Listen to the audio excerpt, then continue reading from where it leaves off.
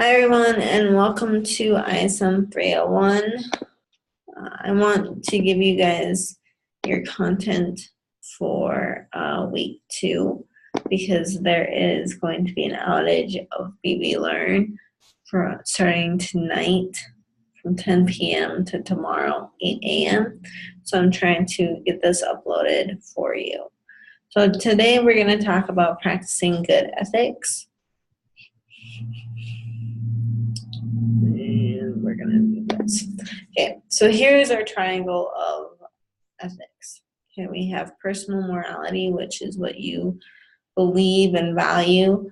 That is your personal morality, knowing from what is right to wrong.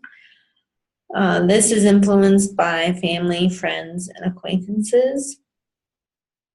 Then we have our social responsibility, which is community, city, state, nation, and world. So what is your social responsibility for being an athlete, or being a boss, or working, or in your community? If you're in the community, like church, what is your social responsibility?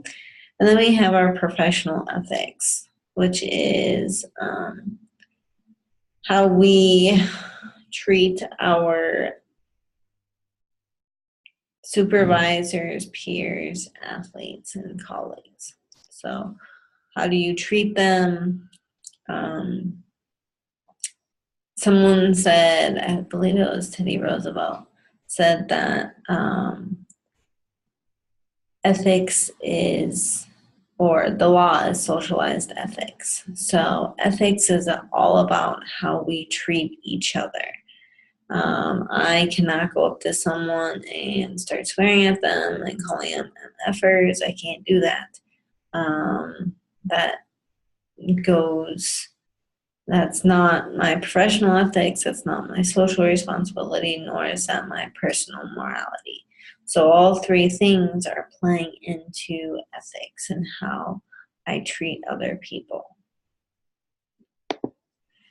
Doing business, we have to remember that what is valuable or worthwhile about doing business, whatever that business might be. So why do you do what you do? Why are you in school? Why are you playing your sport? What do you deem is valuable or worthwhile? Here are some 5 steps to follow. So first of all, we want to become sensitive to moral issues. Society today, we have really calloused ourselves and we're not sensitive to moral issues. Number 2 is respecting and loving yourself. How are you supposed to love other people if you cannot respect or love yourself? Okay. Looking for win-win situations or solutions where you're in a conflict and it doesn't have to be a lose-lose or a win-lose. It can be a win-win. Then we want to respect and love our craft. Why do you do what you do? Why do you play football? Why do you rock climb? Why do you engage in music? So that is respecting and loving your craft. We engage in those things because we love our craft. We love doing it. We love the process and perhaps even the outcome.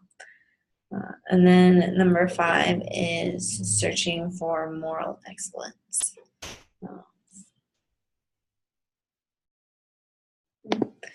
Now, how do we become sensitive? Becoming sensitive. Now, I just said that we're pretty calloused. So we have something called moral calluses. And when you,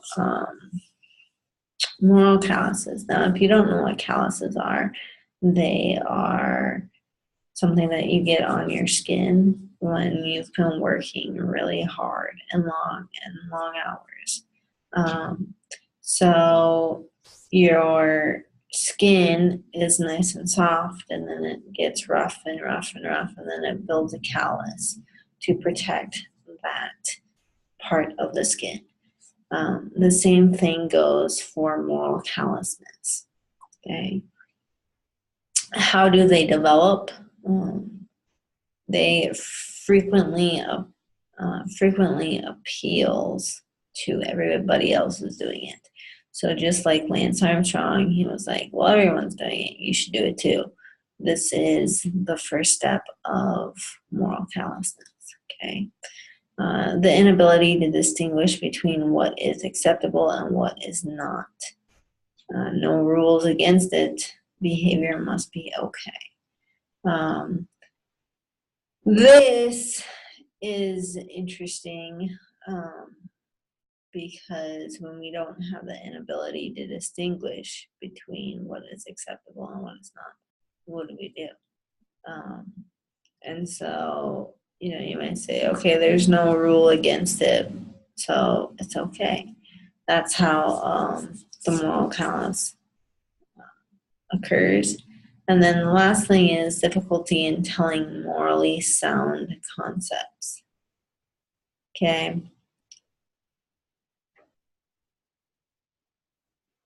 So people can be very smart, and they can trick others into doing something that is morally wrong.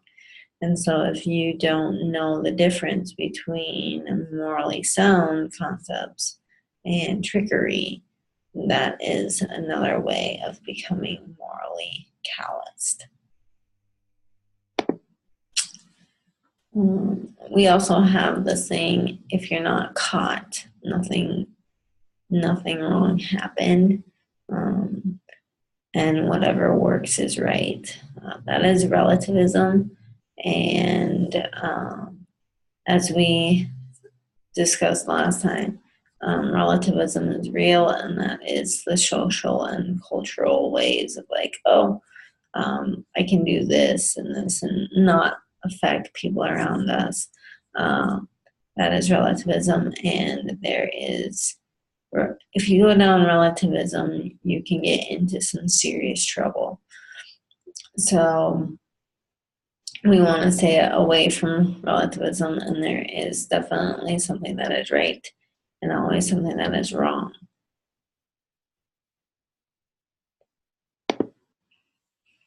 Okay, an example is Wall Street.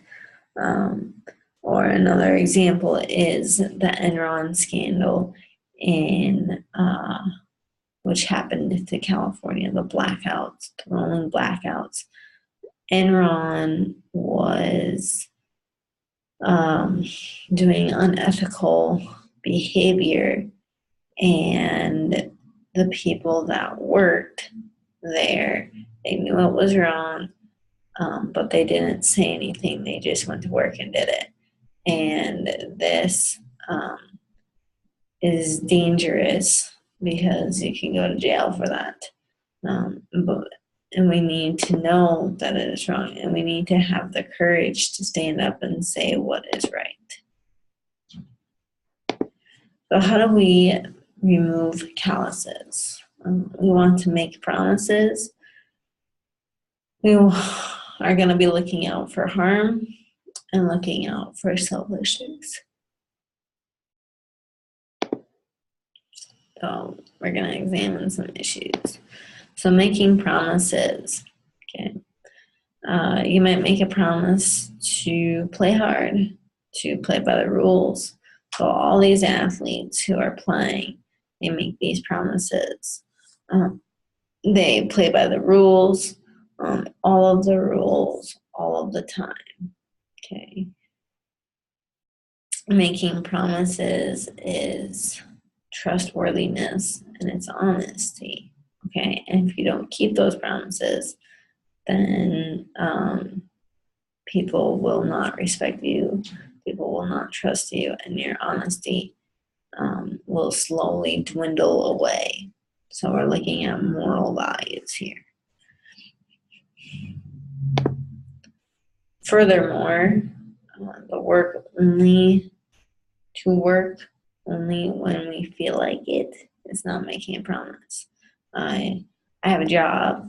I am teaching this class, and I have made a promise to you guys that I will do my work. I can't say, oh, I don't feel like it. And then I am to honor the letter and spirit of the contract. So if you go and you're playing and you cheat, okay, you are not honoring the letter and the spirit of the contract. And you signed a contract that said, I would play this way. Okay. Then we want to keep the interests of the client and the students foremost. And then if you guys can think of anything else about making promises. Step 2 is respecting and loving yourself. Okay. We want to not get upset, cool out. Loving yourself psychologically and philosophically. And then humans at their best, we seek internal goods, which is do it because we want to, not because we're going to get the monetary value. We're developing a coherent life story. So we're on this journey together and we're developing our life story. And then we are promoting good and avoiding harm, which is beneficence.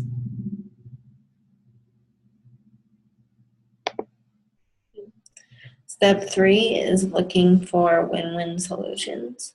So when we're in an argument or when we have a conflict, what kind of win-win solutions can we have?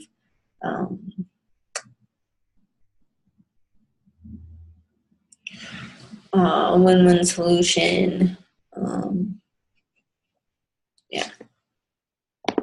Okay. Number 4 is respecting the craft. So preserving the contests.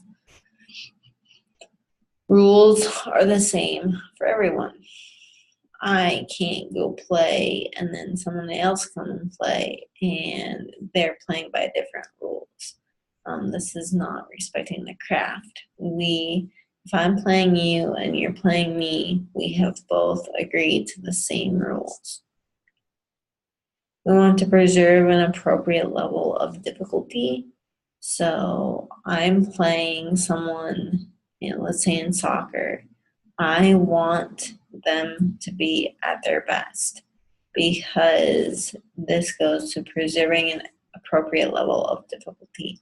I don't want to be on the floor scoring the whole time because they're not even trying, or they're trying and we're just, the distinction between us is so great.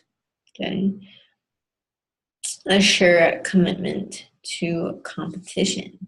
So me and you, we are playing and we want this commitment to competition. And then we want to make sure all competitors are of the same testing families. Okay. And this means that like you're at your best, I'm at my best, and then we can compete.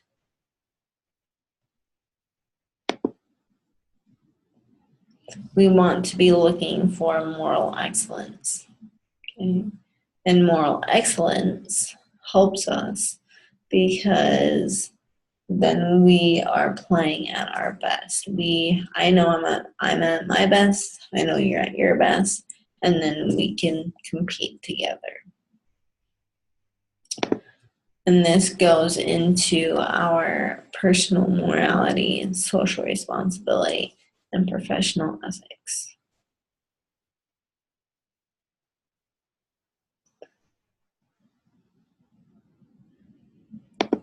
So how do we make sure that we're doing good ethics? We have to make sure that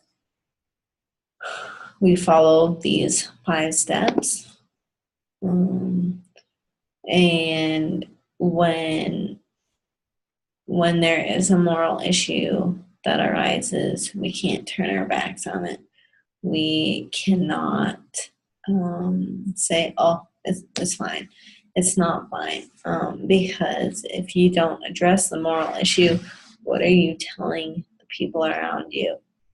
Okay. Just like in the Enron scandal, the bosses created this moral issue, and then everybody underneath them didn't say anything. Okay, that's a huge moral issue. We want to respect and love ourselves, because if we do not respect and love ourselves, how are we supposed to take social responsibility and do our professional ethics? And what are we going to think of ourselves? Okay. Then we want to look for win-win situations or solutions. And this goes into our social responsibility of being a leader, and then our professional ethics. Okay, and we want to look at the personal morality as well, because if we are in conflict with our family or our friends or our acquaintances, we want to still treat them like how we would want to be treated. We want to respect and love our craft. Why are you doing what you're doing? I love to work out. Why am I doing that? Because I not only love myself in respecting and loving myself of getting up and exercising, but I also love my craft. I love movement. And that's the same thing with soccer as well. And then searching for moral excellence, we want to do that. And by moral excellence, it affects our whole triangle, all 3 parts. Because if we don't look for moral excellence, okay, then what does that say about us? And that is, I'm going to pull this up now. So you guys have your, let's see if nope. You have your quiz 3. Let's go to daily assignments. Turn the assignments here. See if I answered all of your. Okay, so I'm using 3.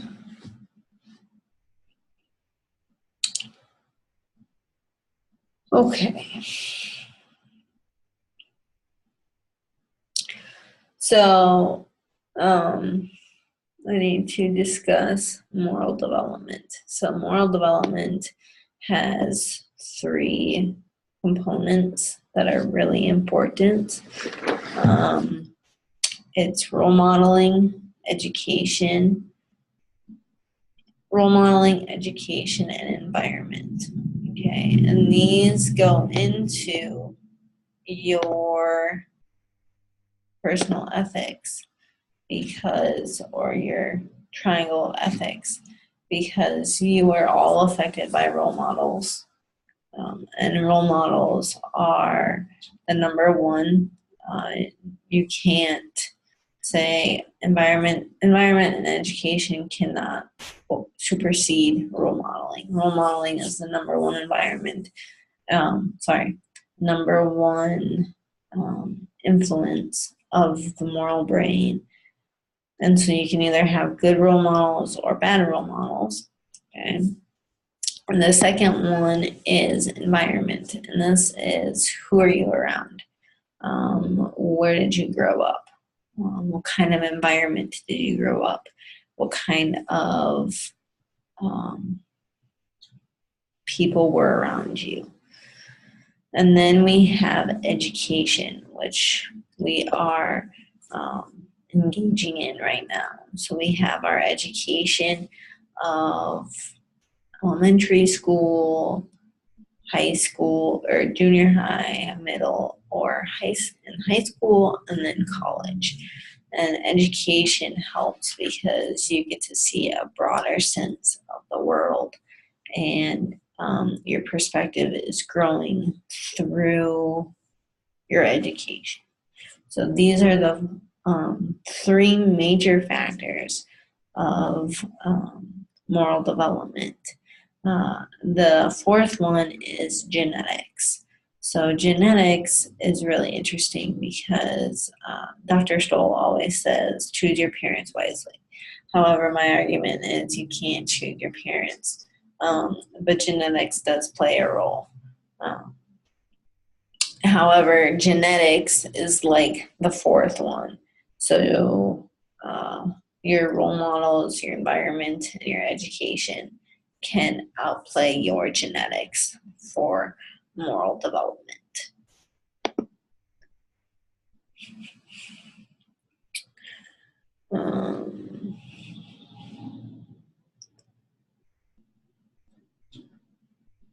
Okay. Oh, and then Martin Buber's. So Buber, he is a very interesting guy. He came up with the I, thou, and the I, it. Now, the I, thou is seeing yourself or seeing another person as an extension of yourself.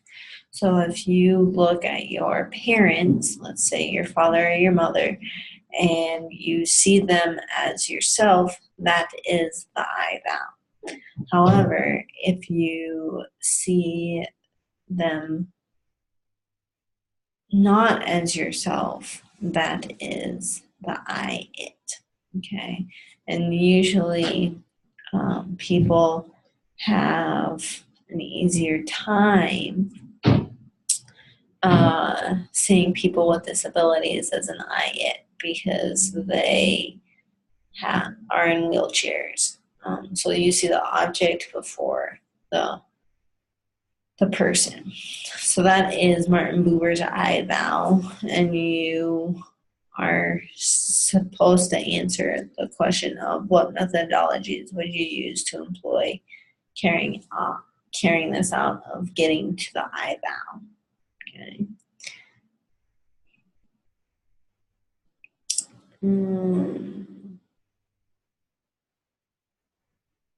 Okay. So that is all that I have for you guys today. I will be back with another lecture on your guys' first musings, and we will learn about what you guys said.